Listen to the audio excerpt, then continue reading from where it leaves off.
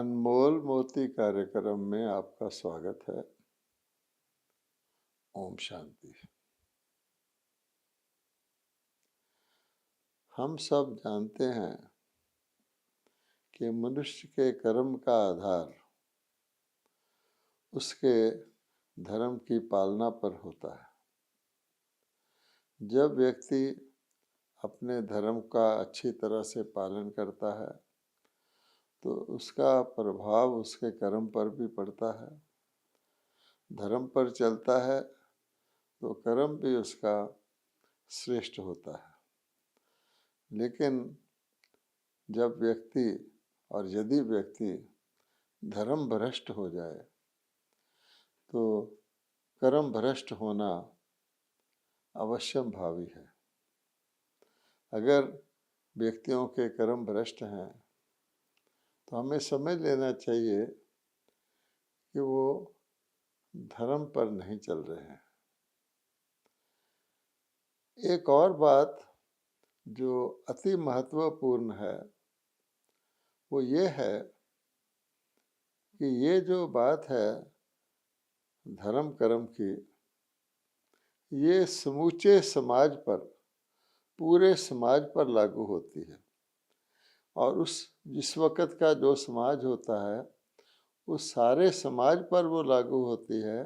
अर्थात अगर धर्मनिष्ठ हैं तो सारा समाज ही धर्मनिष्ठ होगा और उनके कर्म श्रेष्ठ होंगे। और अगर धर्म भ्रष्ट हो जाते हैं तो सारे समाज के ही कर्म भ्रष्ट हो जाते हैं। ये बात गहरी है, सूक्ष्म है और इसे गौर से समझना चाहिए। उदाहरण के तौर पर आज कलयुग है। अगर आज कलयुग है तो सभी मनुष्य कलयुगी हैं। अर्थात उसमें देखा जाए तो हर वर्ग, हर प्रकार के लोग आ जाते हैं। तो समूचे समाज को हम कलयुगी कहेंगे। ऐसा तो नहीं कह सकते कि किसी के लिए कलयुग में भी सतयुग है, नहीं। ऐसा समझना भ्रमित होना है और गौर के सोचना चाहिए। जब कलयुग है तो सतयुगी कहाँ से वहाँ पर आए। इसलिए कलयुग का प्रभाव, जिसको हम कहते हैं तमो प्रधानता, वो हर एक के ऊपर आएगा। और उसका प्रमाण ये है कि आज कलयुग में सभी दुखी हैं। कर्मों के अनुसार ही दुख सुख मिलता है। तो सभी के कर्मों में कुछ खोट है, सभी दुखी हैं। रोग शोक चिंता से सभी ग्रसित हैं। और प्राकृतिक आपदाएं जब आती हैं वो भी सभी के लिए आती हैं। और हम जानते हैं अकाल मृत्यु यानी अनटाइमली डेथ का तो यहाँ बाजार गर्म है। और ना केवल इतना ही, ये सब चीज़ें जिसको कहते हैं दुख, और ये सब चीज़ें दिनों दिन बढ़ते जा रहे हैं। क्योंकि कलयुग घोर, कलयुग अब अपनी अति पर पहुंचता जा रहा है। तो हम ये भी नोट करें कि ये सब कुछ आज अनेक धर्म हैं, बहुत सारे समाज सेवी संस्थाएं हैं, समाज सेवी व्यक्ति हैं। सारे देशों की सभी सरकारें समाज कल्याण के लिए, गरीबी हटाने के लिए, लोगों के दुखों को दूर करने के लिए, राहत पहुँचाने के लिए अग्रसर हैं। सभी सरकारों का मुख्य लक्ष्य और उद्देश्य ये होता है। और वैज्ञानिक लोग भी, क्योंकि विज्ञान के द्वारा भी मनुष्य कोशिश करते हैं दुखों को ख़त्म करने की, सुख सुविधाएं पहुँचाने की। तो वैज्ञानिक लोग भी, और देखा जाए तो चिकित्सा वैज्ञानिक भी भरसक प्रयास करते रहते हैं कि इस आज के समाज की स्थिति को, मानव की स्थिति को बेहतर बनाया जाए। लेकिन ये सब कुछ करते हुए भी ये सब चीज़ें, दुख बढ़ता जा रहा है, और दुख से संबंधित हर प्रकार के रोग शोक बढ़ते जा रहे हैं। अब अगर हम देखें तो इसका मूल कारण यही हुआ कि मनुष्यों के कर्म भ्रष्ट हैं, तो अवश्य ही वो अपने धर्म को खो चुके हैं, धर्म भ्रष्ट हो चुके हैं। अब देखेंगे धर्म भ्रष्ट किसको कहते हैं, धर्म ग्लानि किसको कहते हैं, क्योंकि भगवत गीता कहती है कि धर्म ग्लानि होने से ही सृष्टि की दुर्दशा होती है। तो कौन से धर्म की ग्लानि की यहाँ बात हो रही है?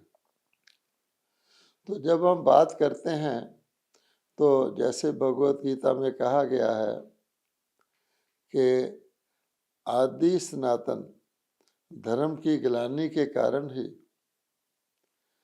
आदि सनातन धर्म के लुप्त होने के कारण ही भारतवासी विशेष तौर पर धर्म भ्रष्ट हुए हैं और उनके कर्म विकर्म बने हैं, जिसका प्रत्यक्ष प्रमाण है कि आज के समाज में सभी दुखी हैं।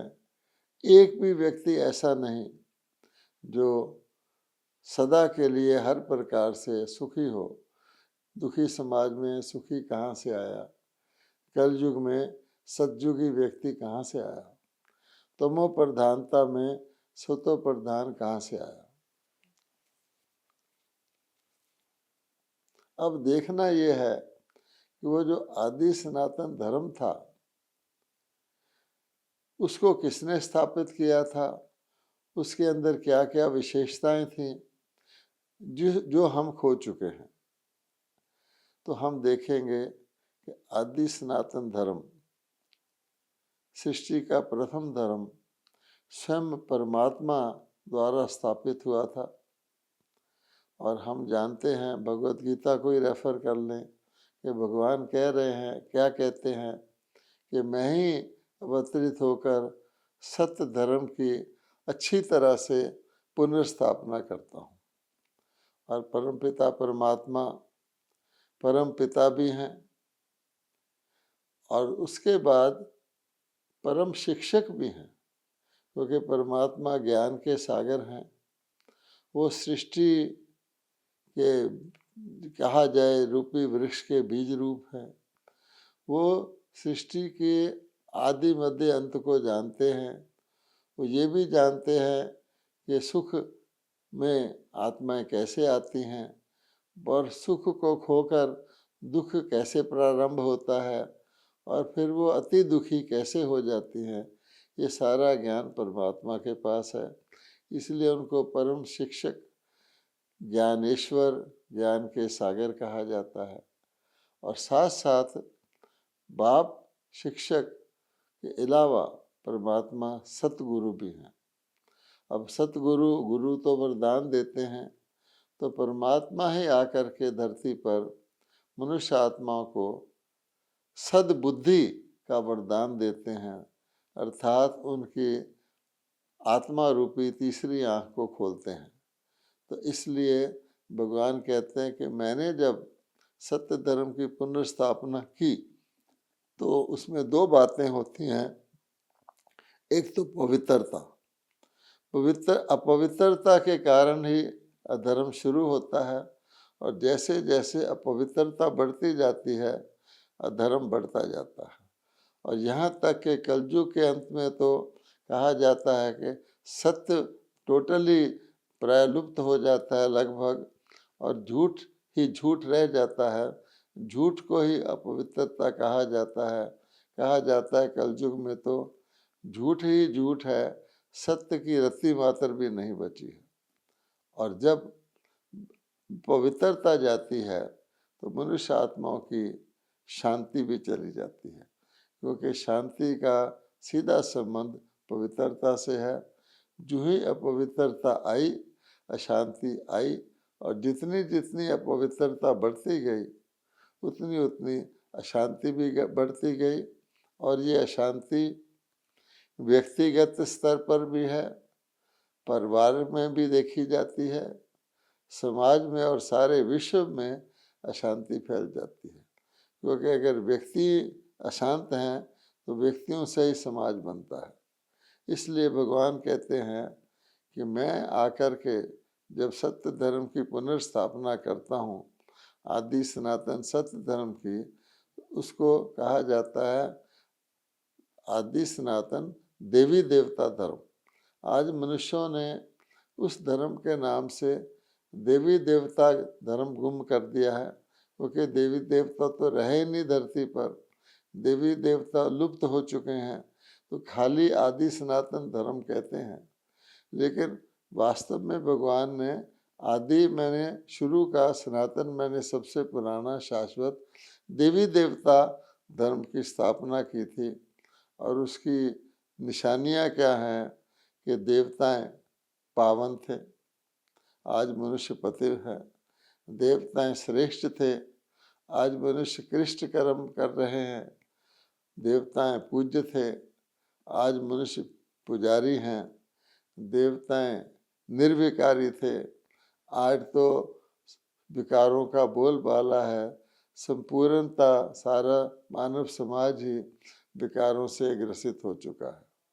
इसलिए भगवान कहते हैं कि मैंने वो जिस धर्म की स्थापना की थी, पवित्रता की, शांति की, तो उसके द्वारा क्या हुआ था कि मनुष्य आत्माओं के अंदर भगवान ने जब ये पवित्रता आत्मा से अपवित्रता निकाली, उनके अंदर से विकारों को निकाला और उन्हें निर्विकारी बनाया, पावन पवित्र बनाया, तो फिर आत्माओं के अंदर क्या हुआ कि उनके अंदर आत्माओं के सदा सारे भाव, सारे संकल्प शुद्ध हो गए, शुभ हो गए।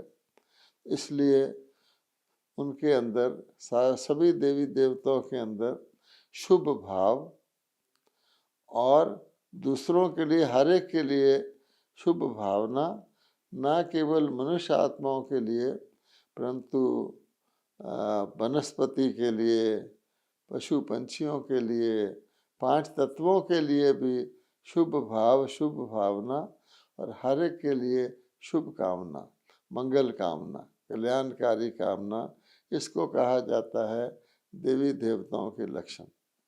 और ये कैसे धारण करवाए भगवान ने? भगवान कहते हैं कि जैसा कोई चिंतन करता है, वैसे ही उसके संकल्प उठते हैं, वैसे ही उसके बोल और कर्म, संबंध और संपर्क हो जाते हैं। तो आज की दुनिया में हम देखेंगे अशुभ चिंतन है, लोग बुराइयां ही देखते हैं, चारों तरफ दूसरे की कमियां कमजोरियां ही निकालते रहते हैं, किसी का भी वो शुभ सोच ही नहीं सकते, क्योंकि उनको शुभ दिखाई नहीं देता। अपने अंदर भी मानव के कमी कमजोरियां हैं, अनेक प्रकार के विकार हैं, अनेक प्रकार के घृणा, द्वेष, ईर्ष्या आदि भाव हैं। फिर आज के मानवों का खान पान कैसा हो गया है सब जानते हैं, मलेच्छ का भोजन करते हैं। फिर उनका संग आपस में भी कैसा हो गया है, तो कहा जाता है कुसंग जो होता है वो डुबो देता है, सत्संग तार देता है। आज मनुष्य किसी जगह भक्ति पूजा भगवान का नाम लिया जाता है, उसको सत्संग कहते हैं, लेकिन वास्तव में सच माने सच्चा और पवित्रता का श्रेष्ठ संग वो परमात्मा ही आकर के देवी देवताओं के रूप में स्थापित करते हैं। लेकिन देवी देवता बनने के लिए भगवान कहते हैं देवी देवता मैं बनाता हूँ, जो देवी देवता नहीं थे उनको देवी देवता बनाता हूँ। इसलिए भगवान कहते हैं कि मैं कलयुग को सतयुग में परिवर्तित करता हूँ, मैं आसुरी स्वभाव वालों को दैवी स्वभाव वाले बनाता हूँ। और उसके लिए भगवान कहते हैं उसका जो निशानी है वो है शुभ चिंतन। हर एक व्यक्ति देख सकता है कि मेरे अंदर दैवी स्वभाव कितना है और मेरे अंदर आसुरी स्वभाव संस्कार कैसे हैं, तो देख सकता है कि मैं शुभ चिंतन कितना करता हूँ, अपने लिए भी शुभ कितना सोचता हूँ। क्योंकि जब व्यक्ति शुभ चिंतन करने लगता है तो अपने लिए भी वो शुभ नहीं सोच सकता। मान लीजिए कर्मों के हिसाब के कारण किसी व्यक्ति को हॉस्पिटल में दाखिल होना पड़ता है। अब हॉस्पिटल में दाखिल होता है तो उसके मन में अनेक संकल्प चलने लग जाते हैं। किस प्रकार के संकल्प चलते हैं? उसके भी और उसके संबंधियों के भी। ये नहीं सोचते कि मेरे को कोई पिछले कर्मों के कारण से शारीरिक रोग आया है और उसके उपचार के लिए हॉस्पिटल में मैं जा रहा हूँ। संबंधी भी नहीं सोचते ये हॉस्पिटल में इसलिए जा रहा है कि कर्मों का हिसाब चुकता होगा तो ये ठीक ठाक होकर वापस आ जाएगा। व्यक्ति स्वयं भी और उसके संबंधी भी क्या सोचते हैं? जा तो रहा है, अगर कुछ हो गया तो फिर उसके बाद अभी कुछ हुआ नहीं, लेकिन अनुमान के आधार पर, क्योंकि अशुभ सोचने का संस्कार बना हुआ है, कमजोरी का संस्कार बना हुआ है, तो व्यक्ति कितने सारे व्यर्थ संकल्प करने लग जाता है। अगर कुछ हो गया तो फिर क्या होगा, उसके परिणाम स्वरूप क्या होगा, उसका फिर क्या होगा, उसका कैसा प्रभाव पड़ेगा। तो जिसको कहा जाता है व्यर्थ संकल्प, अनुमान पर आधारित, संशय बुद्धि पर आधारित संकल्प, कर्मों की गति को भूलने के कारण, परमात्मा में और अपने में निश्चय ना होने के कारण इस प्रकार के संकल्प चलने लग जाते हैं। इसलिए भगवान कहते हैं कि शुभ चिंतन अशुभ चिंतन को शुभ चिंतन में बदले। जो चिंताओं से भरा हुआ चिंतन है उसको हम श्रेष्ठ चिंतन के रूप में बदलें, उसके लिए हमें आवश्यकता पड़ती है। वो ये है कि केवल ये जानना ही आवश्यक नहीं है कि मुझे शुभ चिंतन करना चाहिए। ऐसे तो दुनिया को में बहुत लोगों को पता है कि हमें ये करना चाहिए, हमें ये करना चाहिए, हमें सच सच बोलना चाहिए, हमें ईमानदारी से चलना चाहिए, हमें सबसे शुभ, लेकिन चाहिए नहीं। क्योंकि चाहिए तो हो गया इच्छा। तो इंग्लिश में कहा जाता है if wishes were horses beggars would ride, कि अगर इच्छाओं के ही सब कुछ होता तो भिखारी भी बादशाह बन जाते।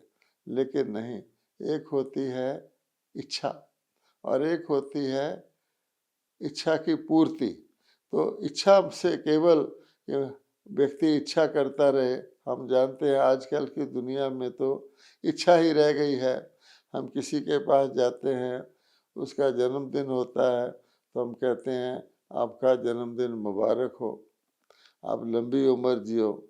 नया साल आता है तो हम कहते हैं नया साल मुबारक हो, आपको ये साल प्रफुल्ल उसमें बड़ो फूलो। इसी प्रकार से हम हर एक के लिए, कोई यात्रा करता है तो हम कह देते हैं wish U A happy journey. परंतु विशेष से तो कुछ होता नहीं है, कर्मों के हिसाब से होता है। यात्रा में भी आप देखेंगे एक व्यक्ति होता है, वो यात्रा होने से पहले अपना टिकट कैंसिल कर देता है किसी कारण से, और दूसरा खुशी खुशी वो टिकट लेकर अपने आप को भाग्यशाली समझता है कि देखो मुझे टिकट मिल गया। आगे कोई एक्सीडेंट हो जाता है तो फिर जिसने कैंसिल किया होता है वो समझता है शुक्र है मैं बच गया। इसलिए इस प्रकार की चीज़ें विशेष नहीं होता, कहा जाता है विल पावर, कि मेरे में जो कुछ मैं सोचता हूँ उसमें उसको प्रैक्टिकल में लाने की क्षमता भी हो।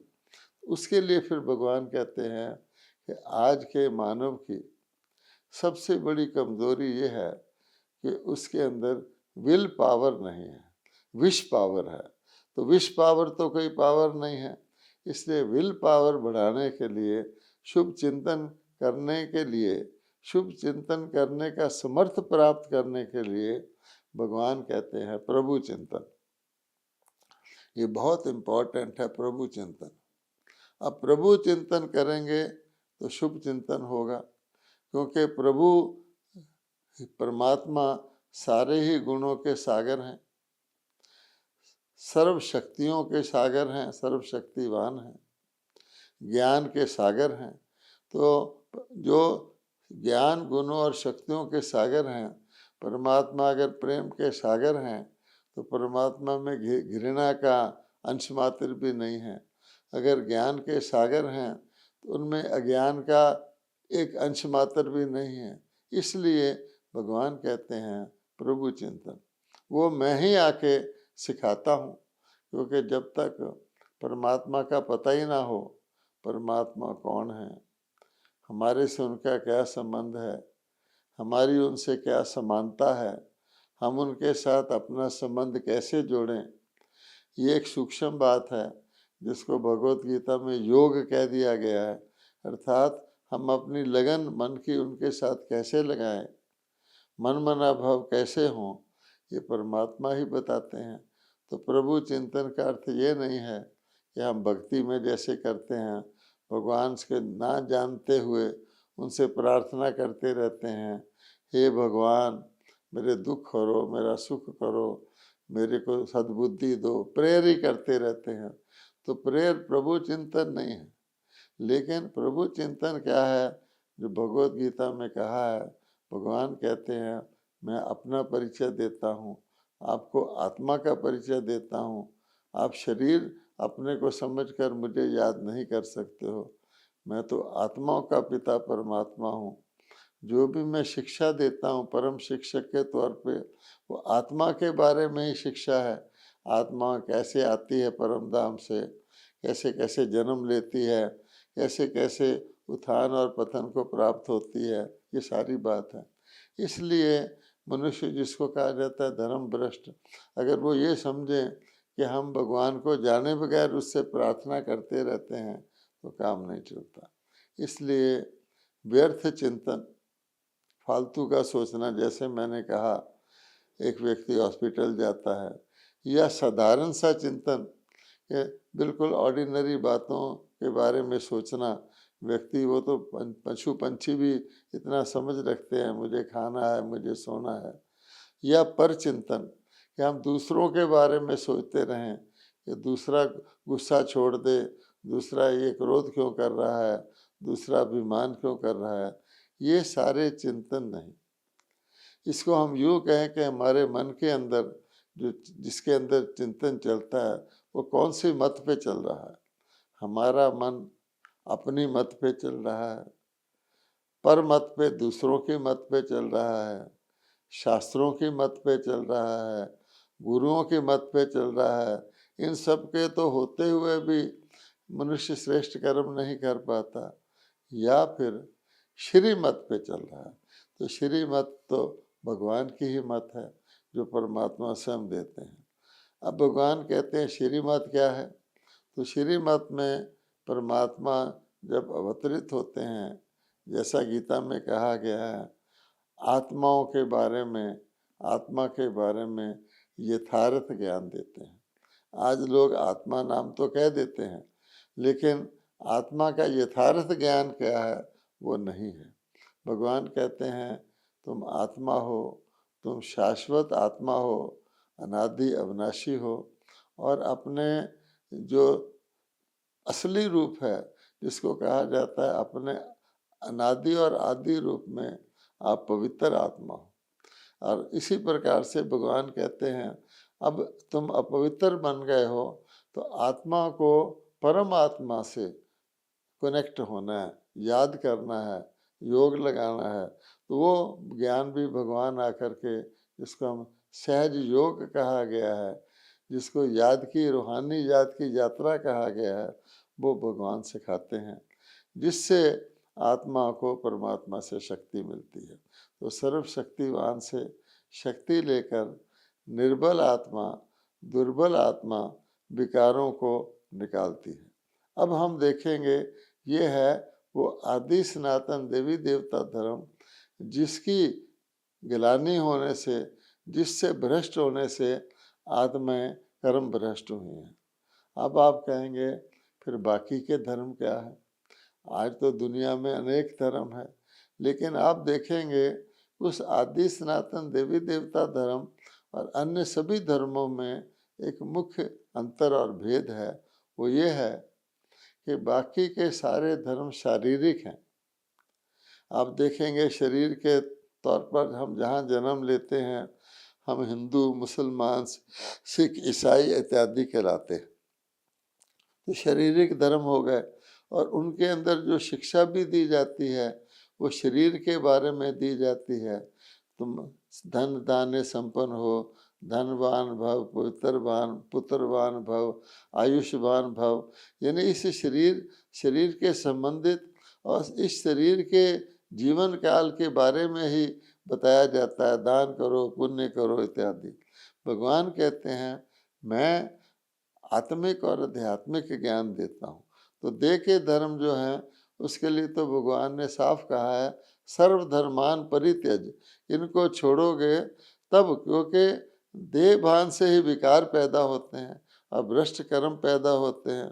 तो जितना भी आज हम भ्रष्टाचार देखते हैं, कर्म भ्रष्ट होना, जिसके कारण से दुराचार पापाचार आदि होता है, और मनुष्य प्रार्थना में भगवान को कहते हैं मैं कामी क्रोधी कपटी हूँ, मुझे इन विकारों से छुड़ाओ। तो भगवान कहते हैं कि सत्य धर्म, आदि सनातन देवता धर्म, आत्मिक धर्म की पुनर्स्थापना ऐसे समय में मैं करता हूँ।